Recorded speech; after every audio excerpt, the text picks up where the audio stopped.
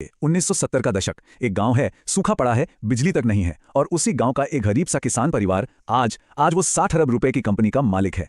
सुनने में ये कहानी एकदम नामुमकिन लगती है ना? पर ये सच है, और ये कहानी है बालाजी वेफर्स की। तो चलिए इस कहानी में थोड़ा और अंदर चलते हैं।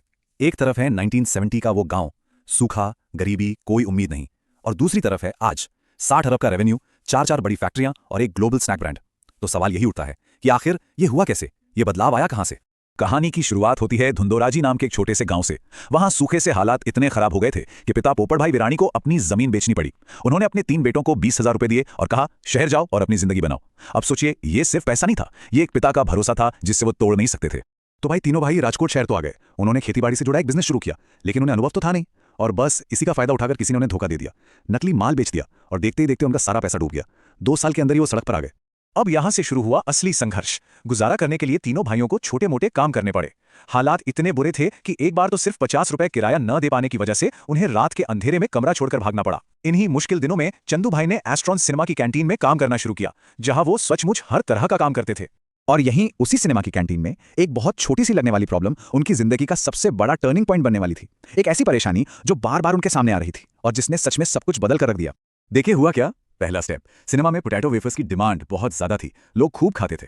लेकिन फिर आई प्रॉब्लम, उनका जो पहला सप्लायर था वो भरोसे के लायक नहीं था। दूसरा और तीसरा सप्लायर भी फेल हो गए, कभी क्वालिटी खराब, कभी सप्लाई लेट। तब आया चौथा और आखिरी सोल्यूशन। चंदू भाई ने फैसला किया, ये काम अब हमें खुद ही करना होगा। उन्होंने प्रॉब्लम को एक मौके की तरह देखा, और यहीं से उन्हें जिंदगी का दूसरा मंत्र मिला। चिंता करने से कुछ नहीं होगा, समाधान खोजना पड़ेगा। उनका मानना था कि अगर कुदरत एक दरवाजा बंद करती है ना, तो वो हमेशा दूसरा दरवाजा खोल देते हैं। और खुद वेफर्स बनाने का फैसला इसी सोच का नतीजा था। तो साल था 1982। उन्होंने अपने घर के पीछे एक छोटा सा शेड लगाया और वहीं वेफर्स बनाना शुरू कर दिया। सिर्फ 10,000 रुपए के टोटल इन्वेस्टमेंट के साथ एक ऐसे सफर की शुरुआत हुई जो आगे चलकर गुजरात के सबसे बड़े वेफर प्लांट तक पहुंचने वाला था। शुरुआती दिन बहुत मेहनत वाले थे। वो कैंटीन के शिफ्ट खत्म करके आते और फिर रात भर सही रेसिपी बनाने के लिए एक्सपेरिमेंट करते रहते। शुरुआत में तो बहुत सारा माल खराब भी हुआ। उन्होंने ब्रांड का नाम रखा बालाजी। कैंटीन में एक छोटा सा हनुमान मंदिर था उसी के नाम पर। फिर जब दुकानदारों ने माल रखने में आनाकानी की तो उन्होंने खुद साइकिल उठाई और आसपास के गांव में जाकर वेफर्स बेचना शुरू कर दिया। और देखिए मेहनत रंग लाई। 1989 आते आते डिमांड इतनी ज्यादा बढ़ गई कि उन्हें 50 लाख रुपए का लोन लेना पड़ा, और उन्होंने गुजरात का उस वक्त का सबसे बड़ा पोटैटो वेफर प्लांट लगा दिया।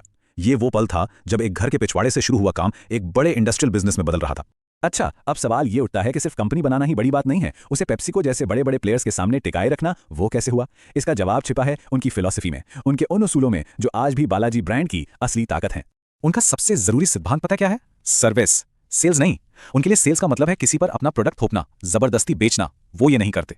वो कहते हैं भाई कुछ ऐसा बनाओ जिसे लोग प्यार करें, जिसे लोग खुद मांगे, और फिर आपका काम सिर्फ उस मांग को पूरा करना रह जाता है। इसी को कहते हैं पुल स्ट्रेटजी। और इसका नतीजा, दुकानदार को मनाना ही नहीं पड़ता, वो खुद आकर बालाजी का माल मांगता है। और ये सोच उनके पूरे बिजनेस में दिखती है, और यही उनका सबसे बड़ा हथियार है। देखिए, जब वो किसानों को टाइम पे पेमेंट करते हैं तो उन्हें बेस्ट क्वालिटी का कच्चा माल मिलता है। जब वो अपने डिस्ट्रीब्यूटर्स का ख्याल रखते हैं तो उनका प्रोडक्ट देश के कोने कोने तक पहुंचता है। और जब कर्मचारियों पर सेल्स का कोई टारगेट ही नहीं होता तो वो बेचने पर नहीं बल्कि रिश्ते बनाने पर फोकस करते हैं। ये एक ऐसा सिस्टम है जहां हर कोई जीतता है।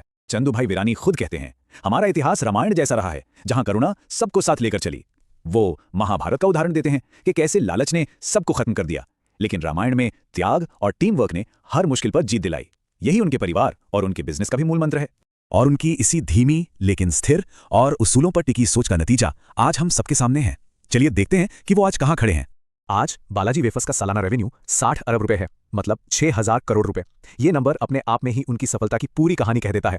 इंडियन स्नैक्स मार्केट को देखें तो बालाजी आज पेप्सिको और हल्दीराम के ठीक बाद तीसरे नंबर पर है। वो बड़ी बड़ी मल्टीनेशनल कंपनियों और पुराने घरेलू दिग्गजों को जबरदस्त टक्कर दे रहे हैं। और इतने बड़े होने के बाद भी जब एक बहुत बड़ी मल्टीनेशनल कंपनी ने उन्हें खरीदने की पेशकश की तो उन्होंने साफ मना कर दिया। ये फैसला पैसों के लिए नहीं बल्कि उसूलों के लिए था। वो अपने कस्टमर्स के लिए कंपनी की वैल्यूज और वो स्वाद बनाए रखना चाहते थे जिसके साथ वो बड़े हुए हैं। बालाजी की कहानी हमें एक बहुत बड़ी बात सिखाती है कि मौके अक्सर मुश्किलों और समस्याओं में ही छिपे होते हैं। तो जाते जाते एक सवाल छोड़ जाते हैं, ऐसी कौन सी रोजमर्रा की समस्या है जिसे अगर एक अवसर की तरह देखा जाए तो वो एक बड़ा टर्निंग पॉइंट साबित हो सकती है?